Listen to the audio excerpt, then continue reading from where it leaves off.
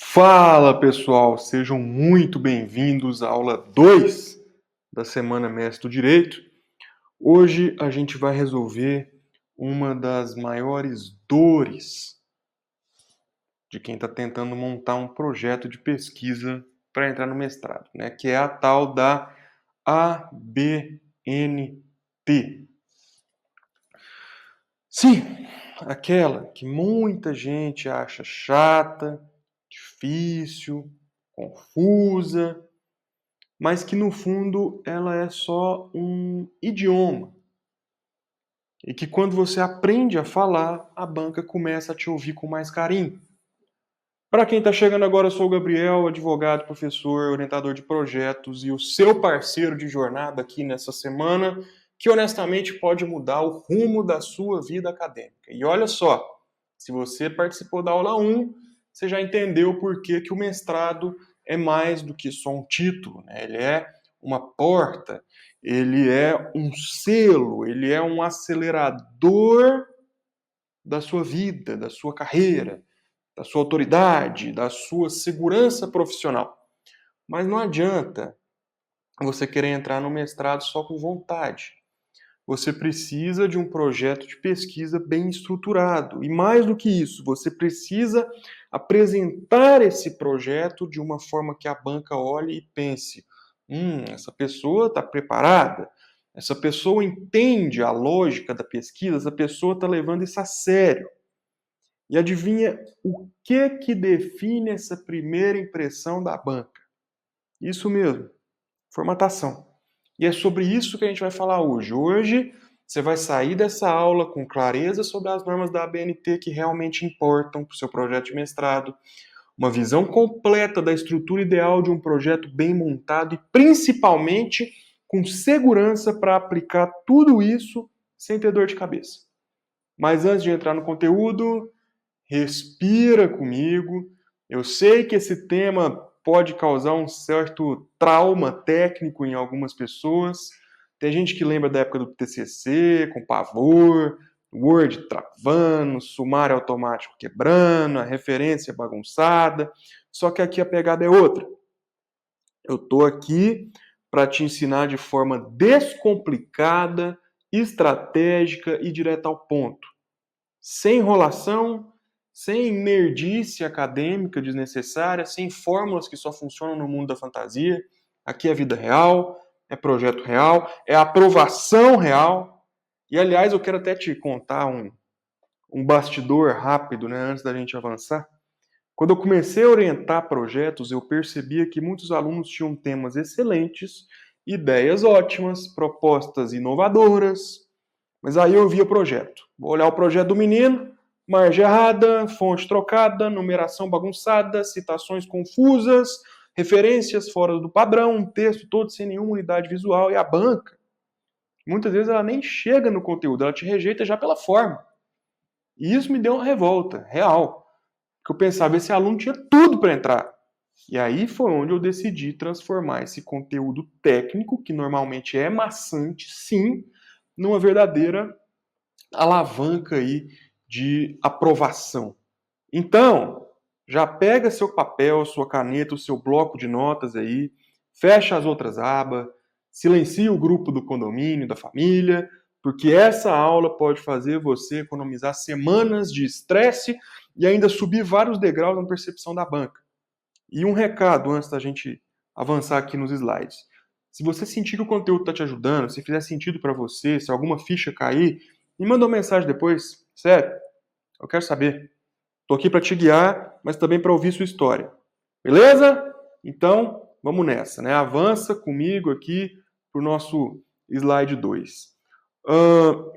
Veja bem, pessoal, agora que a gente já se conectou lá na abertura, é hora da gente começar o conteúdo com um choque de realidade.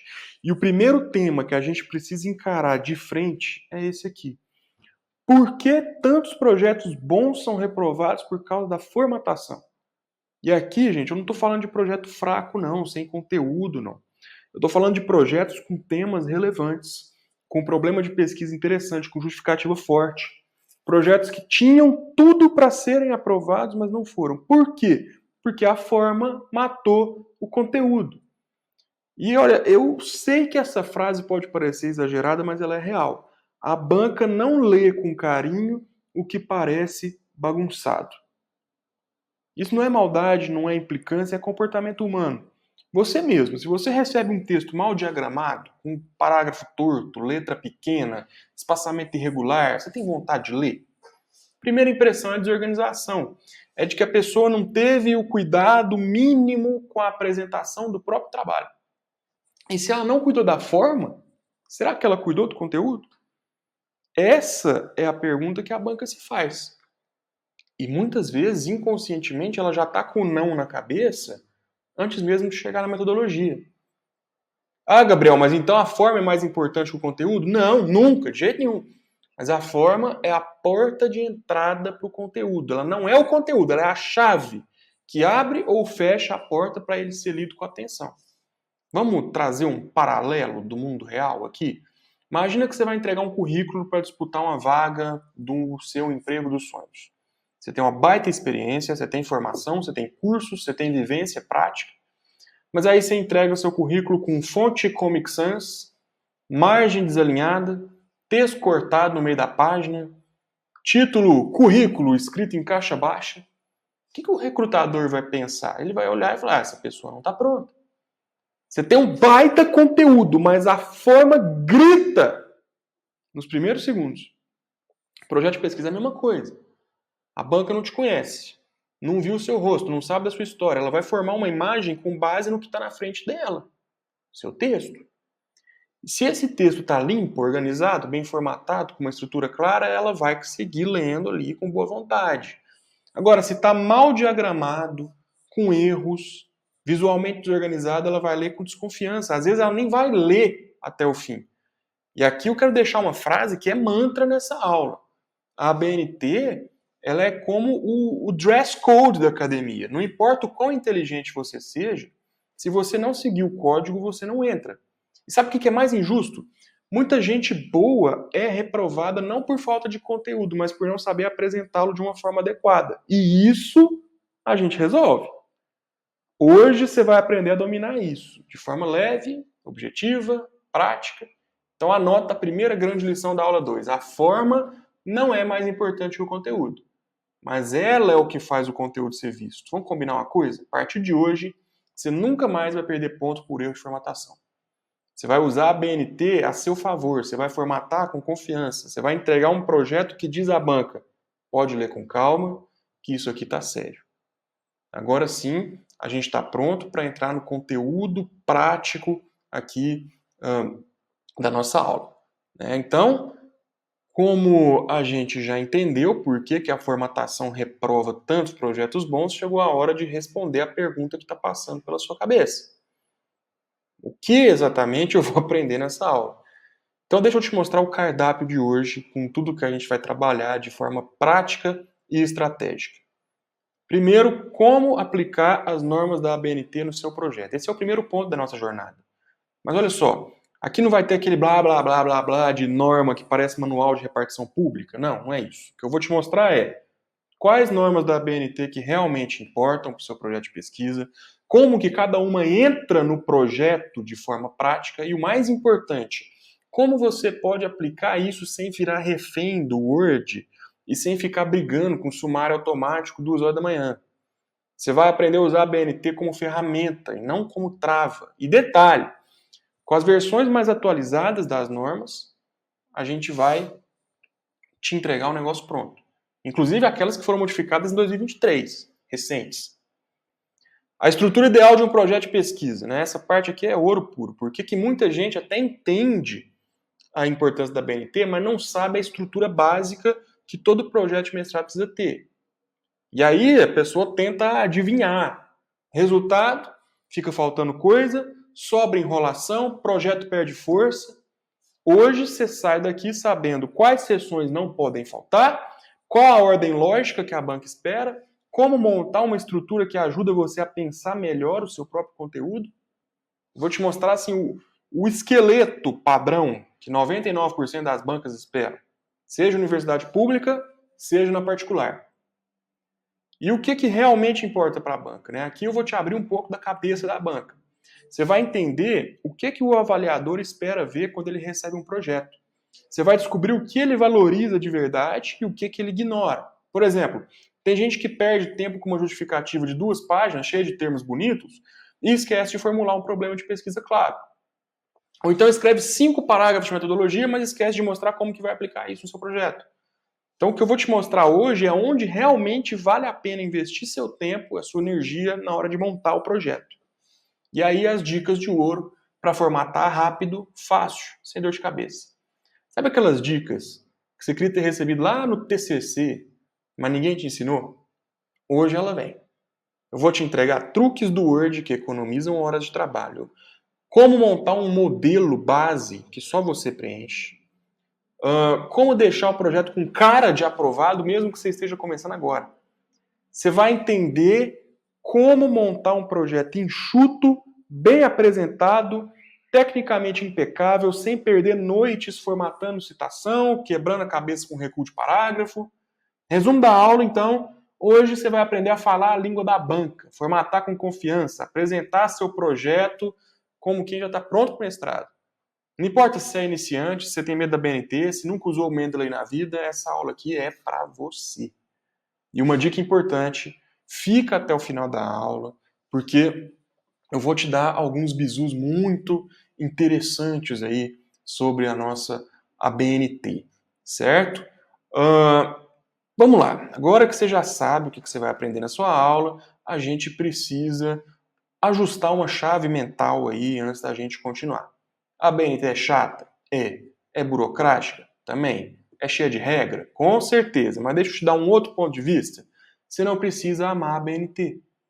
Você só precisa falar o idioma dela. É isso. A BNT é o idioma institucional da academia. Ela é o protocolo, ela é o dress code. É como usar o terno para audiência, mesmo que você odeie terno. Eu mesmo odeio terno. Nesse momento eu estou aqui no meu escritório de advocacia de camiseta. Então imagina a cena, você está indo para uma entrevista na sede de um grande escritório. Você é competente, tem conteúdo, tem experiência, mas chega lá de bermuda e regata. A pergunta é, o conteúdo mudou? Não. Você é menos inteligente? Claro que não, mas a forma de se apresentar não respeita o ambiente. Resultado? Provavelmente você vai ser descartado antes mesmo de abrir a boca. Com o projeto de pesquisa é a mesma coisa. Você pode ter um baita conteúdo, pode ter uma pergunta de pesquisa incrível, pode estar super motivado, mas a forma está desleixada. Aí a banca pensa, poxa, esse cara não está pronto. A ABNT, mestre, é a roupa formal que a banca quer ver no seu projeto. Não porque ela é arrogante, mas porque ela está num ambiente institucional que precisa de padrões para funcionar. Se cada candidato envia o projeto de um jeito, um com Arial, um com Comic Sans, outro com margem errada, outro com texto centralizado, vira zona. A ABNT evita isso, ela padroniza e permite que o avaliador consiga analisar o conteúdo sem se perder na forma. E aí vem um outro ponto importante. A BNT não existe para te travar. Ela existe para facilitar a leitura, o acesso, a organização. Você só acha ela confusa porque ninguém te ensinou o caminho das pedras. Mas quando você entende a lógica dela, você percebe que a BNT não é monstro. Monstro é tentar fazer a BNT sem método. E olha que interessante. Já teve projeto que eu orientei que o conteúdo era simples, direto, sem grandes teses, mas o projeto estava tão bem apresentado, com a formatação impecável, com tudo limpo, alinhado, bonito, profissional, que a banca elogiou a maturidade do candidato. Sim, só pela forma. Porque a forma também comunica. A forma diz, eu estudei, eu pesquisei como fazer, eu respeitei o processo, eu estou levando isso a sério. E isso, meu amigo, pesa muito. Então guarda isso. A BNT é a língua que a banca fala. Quer ser ouvido? Aprende a falar, mesmo que com sotaque. Mas calma, eu não estou aqui para te dar dicionário, eu vou te mostrar quais são as normas que realmente importam e como que você vai usar cada uma delas com leveza e com eficiência.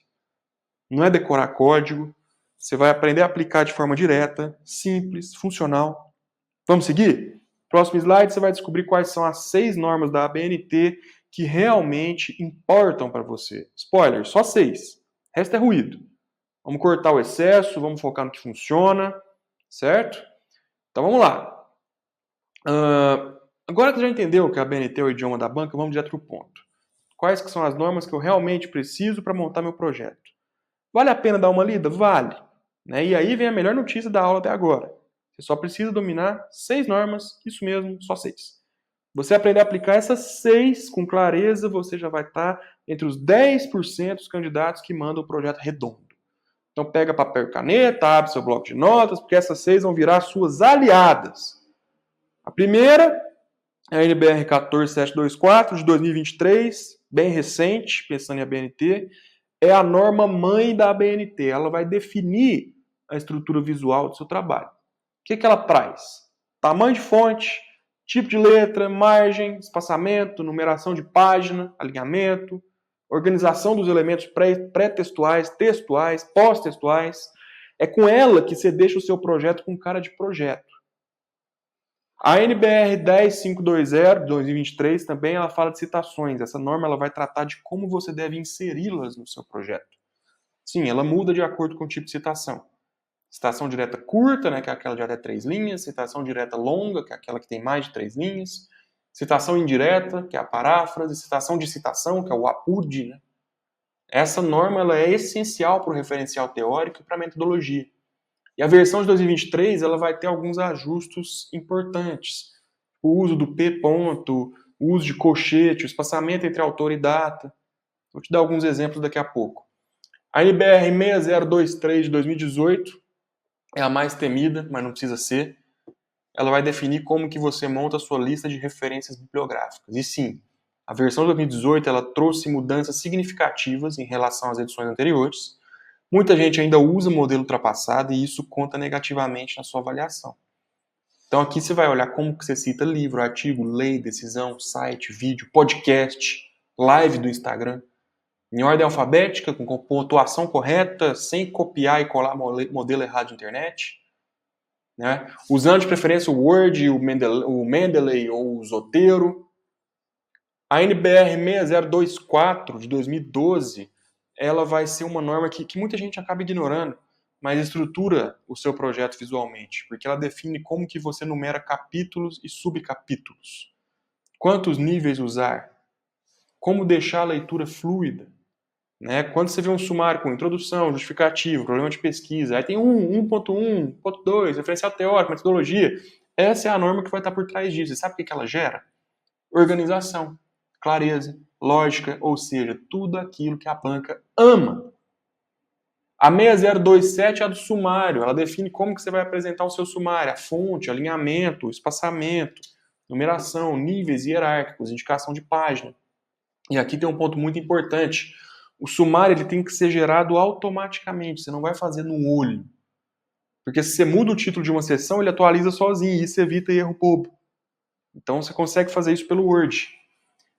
E a NBR 6028 de 2003, ela já é mais antiga, ela vai te orientar como escrever e formatar o seu resumo. E não é aquele resumo de tudo que você escreveu. É um texto técnico, com frases diretas, o objetivo da pesquisa, o método utilizado, resultados esperados ou obtidos, palavras-chave.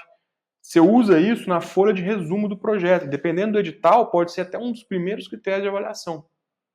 Então anota aí, com essas 6 normas, você consegue montar um projeto inteiro, com começo, meio e fim, e com aparência profissional. Você não precisa decorar código, você não precisa virar especialista em norma, você só precisa saber aplicar as certas no lugar certo. E é exatamente isso que eu vou te mostrar nos próximos slides. Né? No próximo a gente vai ver aí a estrutura padrão do projeto, aquele esqueleto que toda banca espera ver, mesmo que o edital não diga. Né? Então, vamos montar o esqueleto do seu projeto, a estrutura, a fundação, o que sustenta tudo que você vai escrever. E aqui, mestre, eu quero ser direto com você. Não adianta ter conteúdo bom se ele estiver desorganizado. A banca precisa bater o olho no seu projeto e entender a lógica da sua pesquisa. Por isso eu vou te mostrar o modelo padrão que funciona em praticamente todo o processo seletivo de mestrado. Vamos lá? Primeiro, capa, é o cartão de visita do seu projeto. Ela tem que conter o nome da instituição, nome do programa, o nome do candidato, o título do projeto, a cidade e o ano. Só isso. Simples, limpo, objetivo. Nada de imagem, de cor, de firula, nada. Folha de rosto só se o edital pedir. Ela é opcional, mas vale confirmar no edital, porque normalmente ela é igual à capa, só que aí vai ter a natureza do trabalho. Você vai colocar lá no cantinho, projeto de pesquisa apresentado como requisito para o processo seletivo ao programa de pós-graduação em Direito da Universidade X, na linha de pesquisa Y, área de concentração tal. Aí vai para o seu sumário, aqui que é onde a mágica começa. O sumário é um mapa do que está por vir. E lembra do que a gente viu no slide anterior? Ele tem que ser gerado automaticamente no Word, com base na numeração progressiva da NBR 6024. Nada de fazer na mão. O sumário mostra que o seu projeto é organizado, pensado desde o início. Introdução é a primeira parte do texto. Aqui você vai contextualizar, você vai apresentar o tema, você vai mostrar brevemente a relevância, você vai sinalizar o que vai vir pela frente. Ela não precisa ser longa. Ela não precisa ter histórico desde o Código de Hammurabi, não precisa falar do Aristóteles, do Platão, do Sócrates, não. A não ser que o seu projeto de pesquisa fale disso, né? Óbvio. Justificativa é o porquê, né? Justificativa é onde que você vai demonstrar para a banca que seu projeto é relevante para aquela área de concentração e para aquela linha de pesquisa. Por que é relevante? Qual que é o impacto social, jurídico, acadêmico? Existe lacuna na literatura? Tem alguma inovação? Toma cuidado, viu, gente? Tem gente que pega a justificativa e acha que é explicar por que você escolheu esse tema. Não é isso. Não é isso. O problema de pesquisa é a alma do projeto, né? É a pergunta que você quer responder. Ela tem que ser clara, específica, delimitada. Mas guarda isso. Se o problema está ruim, o projeto desmorona. Hipótese. Tem programa que exige, tem programa que não. Mas é bom você ter, tá? É bom. Tudo que você escreve academicamente, é bom você ter hipóteses. Inclusive, é bom você ter mais de uma hipótese. Porque se você apresenta uma hipótese só, às vezes a banca fala, ah, mas esse cara vai pesquisar o quê? Se ele já tem só uma hipótese, ele não acha. Ele, em nenhum momento ele está pensando que ele pode estar errado. Né? Você tem que ter uma humildade acadêmica. Né? E se você for colocar hipótese, ela tem que ser concisa, ela tem que ser verificável, ela tem que ser coerente com o problema, nada de chutar, tá? Hipótese é uma resposta provisória que você vai testar na pesquisa, de preferência mais de um. Seus objetivos, né? Você vai ter o objetivo geral, o que você quer atingir no fim, e os específicos, que são os passos para você chegar lá. E cada objetivo específico pode virar um capítulo na sua dissertação. Referencial teórico é com quem que você está dialogando, quais são os autores, as teorias, os marcos conceituais. Você mostra que você conhece o debate, que você sabe onde você está entrando, que você tem repertório. Metodologia, a gente vai ter uma aula, né? A próxima aula é só sobre isso, né? Como que você vai fazer o seu trabalho, né? Tipo, técnica, fonte, critério de análise, tudo isso entra aqui. E é a parte que reprova muita gente. Por isso que a gente vai ter uma aula só para isso, com muito carinho, né? Na aula 3. Cronograma é o seu plano de voo, você vai dividir os meses da pesquisa. A realização dos créditos obrigatórios, leitura, escrita, coleta de dados, revisão, qualificação, entrega final, defesa. As suas referências, né, que são a vitrine do seu projeto. E aí é bom que você coloque aqui só o que foi citado no texto, sem encher linguiça, tá? A gente vai ver como que a gente vai usar a BNT 6023 com facilidade. Mas anote isso aí, essa estrutura aqui é o esqueleto. É o que você vai colocar dentro de cada parte, a gente vai ver nos próximos slides. Mas guarda, se você fugir muito dessa lógica, a banca vai estranhar. A banca vai desanimar de você. Né? E no mestrado, a primeira regra é você mostrar que você entende as regras.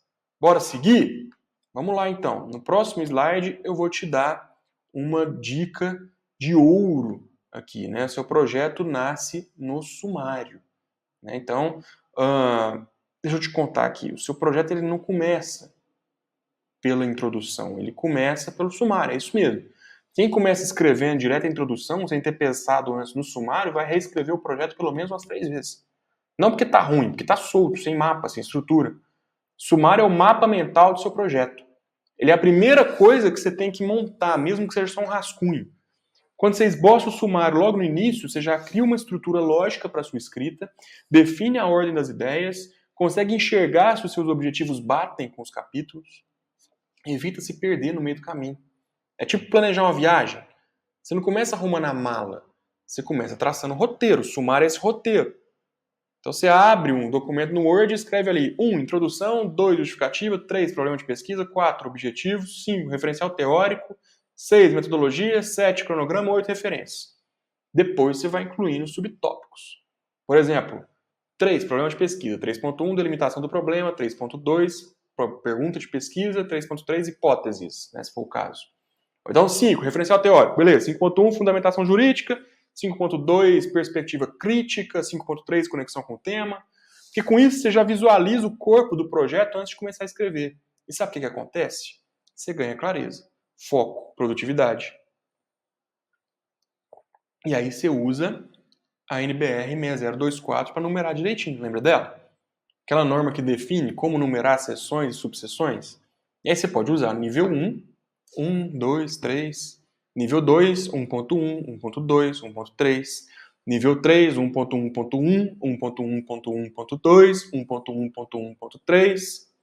Mas toma cuidado, não exagera muito nos níveis não. Geralmente até o nível 2 já resolve a maioria dos projetos. E configura isso no Word para usar os estilos de título automáticos. Assim você consegue gerar o sumário automático depois, que é o que a banca espera ver. E isso evita retrabalho, né? Quando você começa pelo sumário, você já entende onde que vai entrar cada ideia.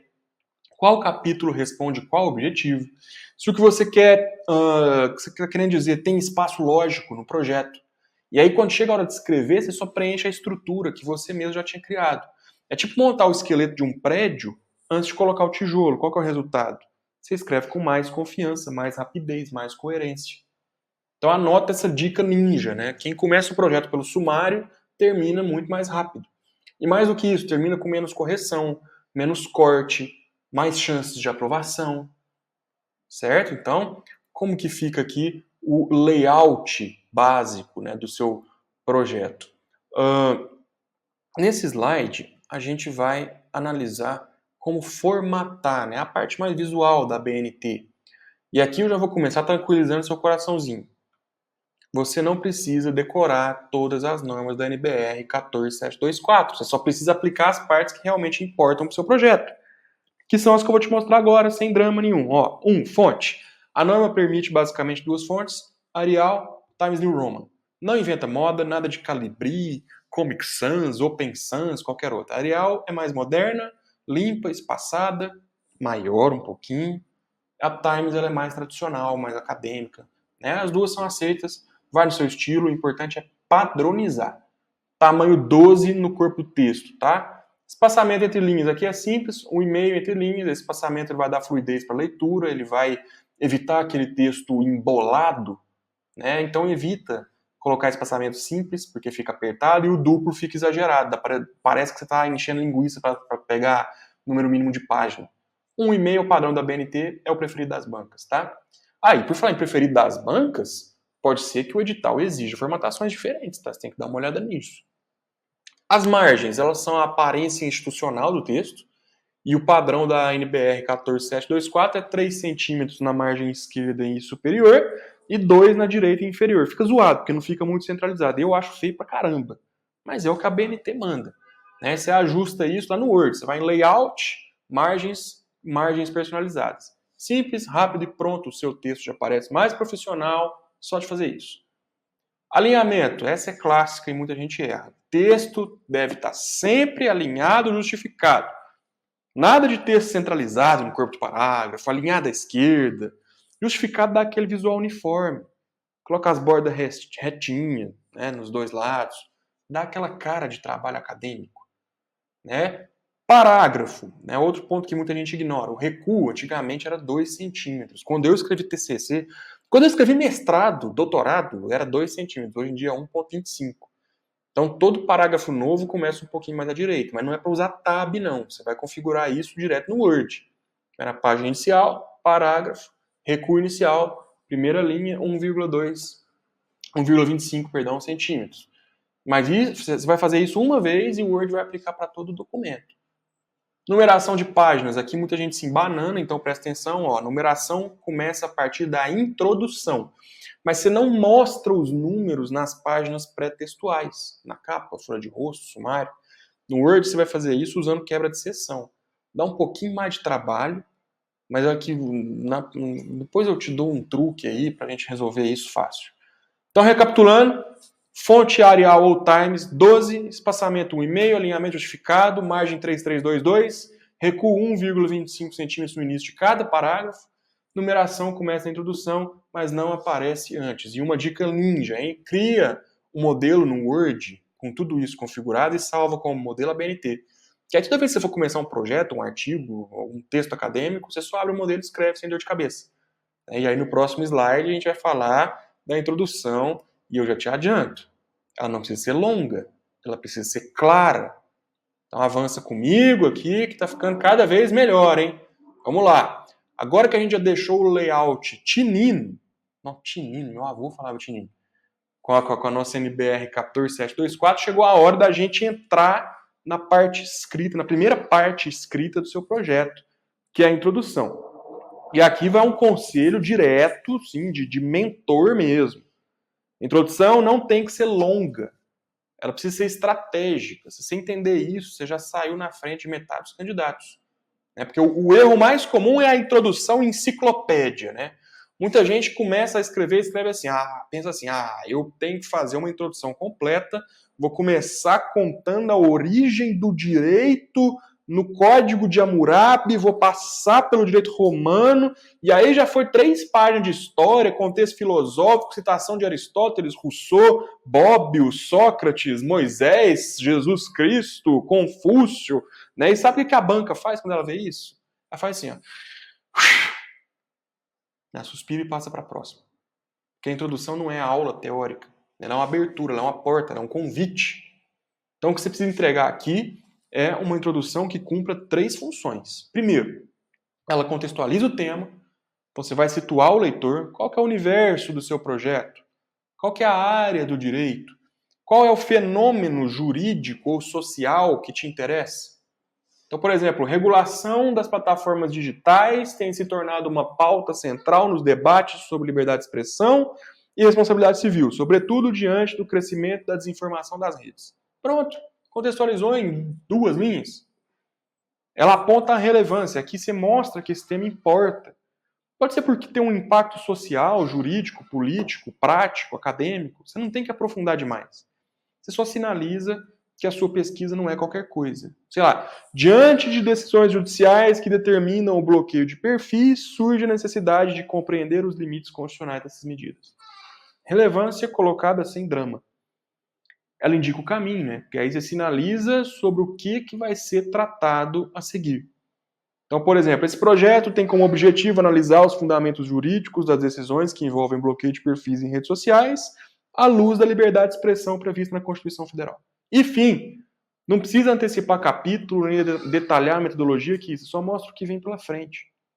A introdução é só o começo. Não fica gastando munição demais, queimando cartucho aqui. Ela serve para prender a atenção, mostrar que você sabe onde está pisando, e se ela for clara, concisa, conectada com o tema, ela cumpre o papel. Então anota a fórmula de ouro da introdução. Contexto, relevância, indicação do tema. Fez isso em uma página, está dentro do padrão. E um detalhe técnico, a introdução não leva número. É o primeiro capítulo, mas no Word ela aparece só como introdução no sumário, sem 1.0.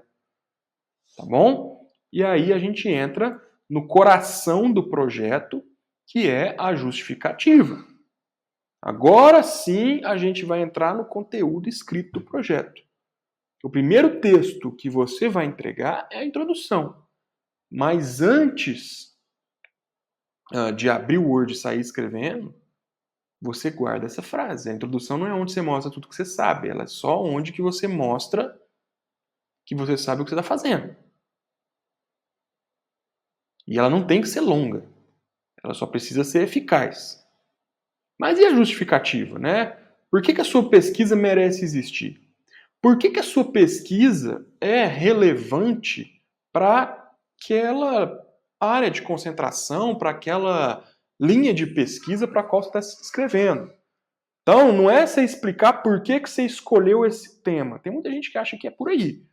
Eu escolhi esse tema porque... Não, justificar o seu projeto não é isso. Justificar o seu projeto é você explicar para a banca por que ele é relevante para aquela área de concentração e para aquela linha de pesquisa. Então, por exemplo, lá no meu doutorado eu fiz no Mackenzie, em São Paulo. A área de concentração era Direito Político e Econômico e a linha de pesquisa que eu escolhi era Limites Jurídicos ao Poder Econômico. Então, no meu projeto, eu tenho que passar por isso. Na minha justificativa, perdão, eu tenho que passar por isso, explicar por que o que eu estou escrevendo tem a ver com limites jurídicos ao poder econômico. Perceba isso? Então, você tem que ler, falar, peraí, convenceu? Se não tiver convencido, você reescreve. Tem gente que gosta de pegar, entra no site do programa e procura lá onde que descreve a sua linha de pesquisa. Dá um Ctrl+C, Ctrl+V, dá só um Ctrl+C, joga no ChatGPT um Ctrl+V e fala, estou escrevendo um projeto de pesquisa sobre o tema tal, a minha pergunta problema é tal, e eu gostaria que você me ajudasse a fazer uma justificativa para o tema tal. Você não vai copiar o que o ChatGPT falar, tá? Mas você consegue, com base nele, fazer uma justificativa bem legal a partir daí. Ok? Uai, vocês não estão me vendo, né? Pera aí. Meu Deus do céu. Agora você está vendo só eu, você não está vendo o slide, né? Agora você está vendo eu e o slide. Pronto.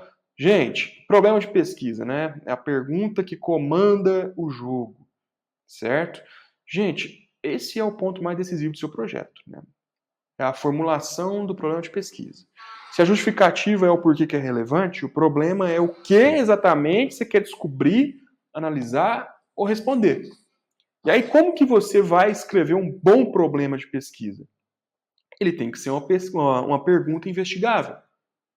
Meu professor Felipe Chiarello, lá no Mackenzie, ele falava que ele tem que ser uma dúvida metodológica genuína. Né? Então, não pode ser uma pergunta genérica demais e nem tem que ser algo tão técnico que ninguém vai entender. Você tem que ter foco, clareza, delimitação temporal, espacial, temática. E aí, quais que são os erros clássicos aqui? Né? Qual é a importância do direito penal?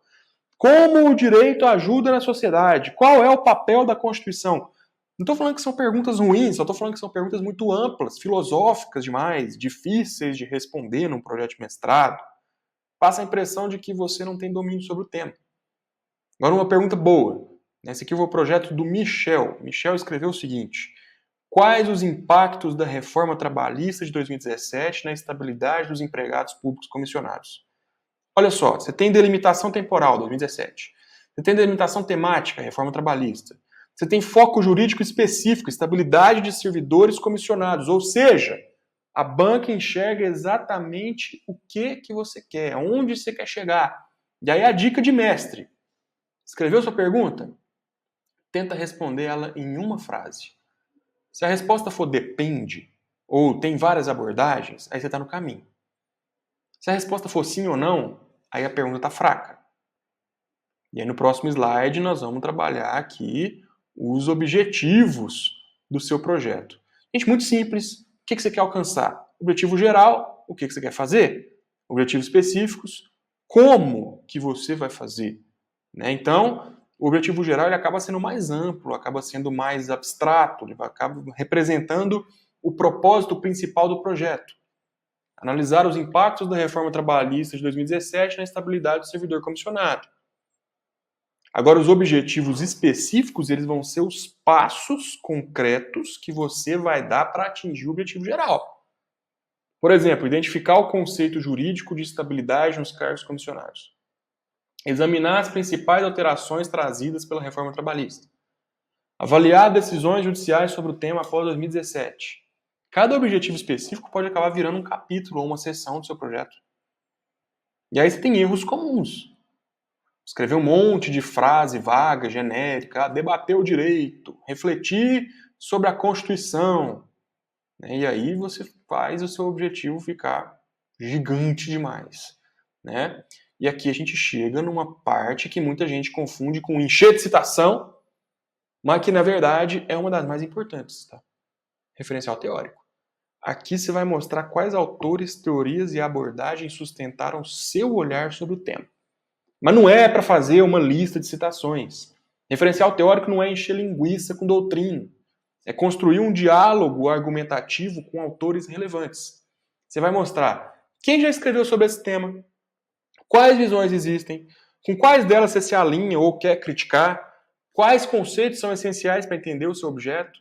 E aí, como que você escreve um bom referencial? Você escolhe autores-chave, de preferência em outros projetos ou citados em outros artigos. Você vai apresentar as ideias principais de forma conectada. Você vai usar o texto para sustentar a sua análise futura e não para ser um dicionário jurídico. Evita Ctrl+C, Ctrl+V de citação gigante. Mostra que você entendeu os autores. E aí, como que você formata isso, segundo a 10520, né? Atenção para não errar na hora de citar. Citação direta, curta, de até 3 linhas. Segundo fulano de tal, eu coloquei aqui o Silva, né? Segundo Silva, 2020, página 45, o princípio da legalidade é. Citação direta longa, mais 3 linhas, perdão. Você tem um recuo de 4 centímetros, a fonte cai para 10, o espaçamento fica simples e ela fica sem aspas. Citação indireta, né, a paráfrase. Você simplesmente vai lá e escreve. Com as suas palavras. O princípio da legalidade continua sendo pilar da administração pública. A parêntese Silva, 2020. Certo? E lembre-se, tudo que você citar aqui tem que estar na lista de referências depois. Certo? E aí nós temos a metodologia. Né? Essa é a parte que assusta muita gente, mas que pode ser simples, objetiva, estratégica. O que ela responde? Como que eu vou responder a pergunta que eu formulei lá no problema? Qual é o caminho que eu vou trilhar na minha pesquisa? E aí, você pode classificar a sua pesquisa segundo, 3 critérios básicos. Quanto à natureza, ela pode ser básica, se for uma contribuição teórica, ou aplicada, uma solução prática de problemas. Quanto à abordagem, ela pode ser qualitativa, se você vai interpretar fenômenos, discursos, textos, ou quantitativa, se você vai fazer análise de dados, vai fazer olhar estatísticas. Pode ser mista, se combinar as duas. Quanto aos objetivos, ela pode ser exploratória, pouco estudado, né? Você vai buscar primeiras compreensões daquele tema. Pode ser descritiva, né? Vou detalhar o fenômeno. Ela pode ser explicativa, vou buscar causas e consequências. As técnicas que você vai utilizar, né? Como que você vai coletar e analisar os dados. Então, por exemplo, revisão bibliográfica, análise documental, estudo de caso, análise jurisprudencial, entrevista. Em alguns programas pode, mas não é bom colocar porque você tem que passar por comitê de ética e pesquisa. Eu fui do comitê de ética e pesquisa da Unitri e às vezes a gente barrava muito projeto de pesquisa por causa de entrevista que o cara fazia mal feita na hora de justificar. Então não é tão legal. Observação direta, se for um projeto empírico, né, difícil de ter no direito, né, muito difícil de ter no direito, mas pode acontecer. Critérios de análise, você vai explicar como que você vai tratar esses dados. Decisões judiciais serão analisadas a partir da hermenêutica constitucional, observando padrões de fundamentação e efeitos práticos. Ou então, os documentos serão interpretados à luz da doutrina de direitos fundamentais e dos princípios da administração pública. Delimitação do objeto, é muito importante você deixar claro o recorte, né? Qual é o período analisado, qual o público, quais fontes, qual o enfoque. Então, serão analisadas decisões do STF entre 2017 e 2023 sobre o bloqueio de perfis em redes sociais. Que aí você mostra para a banca que você sabe onde está pisando. Certo? E bora para o slide 15 aqui. Veja bem, pessoal. Agora que você já mostrou o que você vai pesquisar e como que você vai fazer, falta você mostrar o quando. E aí o cronograma ele serve para organizar a sua pesquisa no tempo. E não precisa ser complexo, ele precisa ser coerente com a metodologia. E como que você monta um bom cronograma? Primeiro você define o período de execução, 12 meses, 24 meses. É claro que o mestrado ele tem 24 meses em regra, né? Vai dividir em etapas claras, levantamento bibliográfico, escrita do referencial teórico, coleta de dados, análise de dados, redação dos capítulos, revisão, entrega final. E você vai distribuir isso ao longo dos meses. Então pensa, mês de janeiro, fevereiro de 2026. É leitura e revisão de literatura. Março e abril, você vai fazer os créditos obrigatórios, depois você vai encontrar com o orientador, depois você vai, entendeu? Participar de eventos, várias coisas. E lá no final, a entrega final. Né? E aí, dicas de ouro, seja realista. Não adianta você analisar 50 decisões em 15 dias. Não pula etapa, a banca quer ver planejamento completo. E o visual conta, tá? Monta um gráfico bem bonitão no Excel, no Canva, porque isso passa muita credibilidade. E lembre-se, cronograma não é promessa, é plano. Se você mostrar lógica e consistência, a banca já vai confiar em você. E aí? Pronto para montar as referências, que é a sua vitrine da sua pesquisa? Bora lá? Olha só.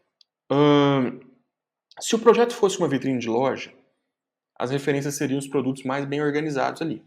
Porque elas mostram com quem que você estudou, de onde você tirou suas ideias e que você é alguém que respeita a produção acadêmica. E aí, como que você organiza as suas referências? A regra de ouro da ABNT 6023 só entra na lista o que foi citado no corpo do texto. Nada de encher com livros que você pretende ler. Eu já cometi esse erro, tá? E perdi ponto. Por sorte, consegui entrar no programa mesmo assim. A banca quer ver o que foi realmente usado. E aí a formatação essencial é ordem alfabética pelo sobrenome do autor, fonte 12, espaço simples entre linhas com 1,5. Recua na segunda linha, formato pendente, tudo justificadinho, bonitinho. Então, sei lá, Silva, José Afonso da Direito Constitucional Positivo, 12 ed, São Paulo, acho que é Malheiros, e eu não lembro, sei lá, não lembro o ano da 12ª edição do José Afonso da Silva. Mas você tem alguns cuidados comuns, tá?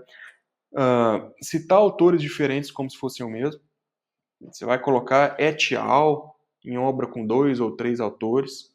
Né? Na BNT isso é só acima de 3, tá? Errar a ordem dos elementos. Você tem que colocar autor, título, edição, local, editor e ano. Então, toma cuidado com isso.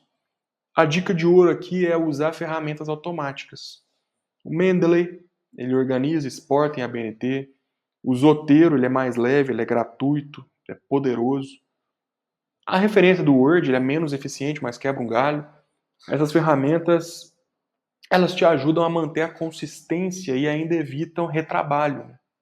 E lembra, referência é igual currículo. Não adianta estar bonito se for mentiroso ou se estiver desatualizado. Seja direto, honesto, preciso, certo? E aí algumas dicas ninja de formatação que você precisa dar uma olhada. Veja bem, agora que você já aprendeu as normas da estrutura, eu tenho que te passar os truques de mestre, né? Primeira coisa, cria um modelo no Word, configura suas margens, a fonte, espaçamento, recuo, os estilos de títulos, e aí você salva como modelo base. Arquivo, salvar como modelo. Toda vez que você for escrever um projeto, você não vai começar mais do zero. Segundo, use títulos de títulos. Em vez de colocar negrito e mudar o tamanho na mão, você coloca título 1 para as seções principais, título 2 para as subseções. Que isso permite que o sumário automático funcione perfeitamente. Basta ser em referências, sumário automático. Configura o recuo de uma vez só, não fica dando tab toda vez que você muda de parágrafo. Vai em layout, parágrafo, recuo especial, primeira linha, 1,25 centímetros. Que aí com isso todo parágrafo novo já vai entrar formatado. Evite formatar na mão. Né? Quanto mais você mexe em negrito, espaçamento, margem, manualmente, mais o Word te trai. Padroniza tudo por estilo. Isso facilita ajustes, evita erros que passam despercebidos, mas que a banca percebe. Né? E um bônus aqui para você, cuidado com copia e cola. Quando você cola texto de outro lugar, site, artigo, PDF, o Word leva junto a formatação escondida. E o resultado, fonte diferente, cor de fundo, espaçamento bugado. O truque é colar sem formatação. Ctrl Shift V. Ou então você clica com o botão direito e põe lá manter somente texto. E lembra, projeto limpo, padronizado e fluido comunica profissionalismo. E a banca valoriza muito isso. Certo? Pronto para ver o que mais reprova projeto? Vamos lá para a gente ver os erros fatais que você vai evitar a partir de hoje, né? Vamos lá. Tem projeto que morre, né? Não pela ideia, nem pela escrita, mas porque comete erros que a banca não vai perdoar. Primeiro erro, tema vago ou genérico. A importância do direito no mundo contemporâneo. Direitos fundamentais na atualidade. Se o seu tema serve para qualquer época, qualquer lugar, qualquer linha de pesquisa, ele é fraco. A banca quer foco, delimitação, objetivo. Segundo erro é a falta de um problema claro. Sem uma boa pergunta de pesquisa, todo o resto desmorona. Não dá para construir objetivo, metodologia, justificativa sem saber o que você quer descobrir. Erro 3, metodologia confusa demais. A galera tem medo da metodologia e escreve de forma abstrata, genérica, repetindo termos, um método dedutivo, indutivo e analítico. Sem nem saber o que é isso. A banca percebe. E se a metodologia não estiver clara, aplicável, coerente com o problema, o projeto é reprovado. Erro 4, a falta de organização visual. Não adianta você ter um ótimo conteúdo se a forma estiver mal alinhada, com margem errada, sumário quebrado, fonte trocada, citações desalinhadas, que a primeira impressão ela derruba muito o projeto. E o quinto erro, o projeto sem começo, meio e fim. Eu tive uma professora na UF que ela falava, tem projeto que começa do nada e vai para lugar nenhum. Tem candidato que faz uma introdução maravilhosa, uma justificativa longa e para. Não tem metodologia, não tem cronograma, é como se o projeto ficasse incompleto. Né? E aí, moral da história, a banca não quer o melhor projeto do mundo. Ela quer um projeto coerente, bem escrito, bem apresentado e que pareça viável. E com o que você viu até aqui, você já tem isso, sim, na mão, certo? E quase uma hora que você está me ouvindo, assim a gente encerra a aula 2 da semana Mestres do Direito. Mas olha só, antes de você fechar essa aba e seguir a vida, deixa eu te dizer uma coisa. Se você achou essa aula boa, a próxima vai explodir sua mente. Porque na aula 3 eu vou abrir contigo a parte mais decisiva de todas, que é a metodologia. Aquela parte que trava até quem tem tema bom e ideia clara. E eu vou te mostrar como destravar isso de vez. Você vai aprender como escrever sua metodologia sem parecer um robô. Como conectar ela com o problema e com os objetivos. E como fazer a banca olhar e falar, essa pessoa sabe o que está fazendo. E mais, nós vamos falar de um método muito justo e perfeito para te ajudar a entrar no seu mestrado. E claro, vou responder dúvidas que vocês mandaram no privado durante a semana, vou mostrar um caminho completo para você entrar no mestrado aí em menos tempo que você imagina, certo? Então, mestres, muito obrigado por ter ficado comigo até aqui. Essa aula foi feita com estratégia, mas também com carinho e com certeza que você pode chegar lá. Se você curtiu, me chama no privado, manda feedback. Se você não curtiu também, me chama para mandar feedback também. Conta o que caiu a ficha aí para você. Te espero na aula 3. Tamo junto. Vamos para cima. A Semana Mestre do Direito está só começando a fazer história.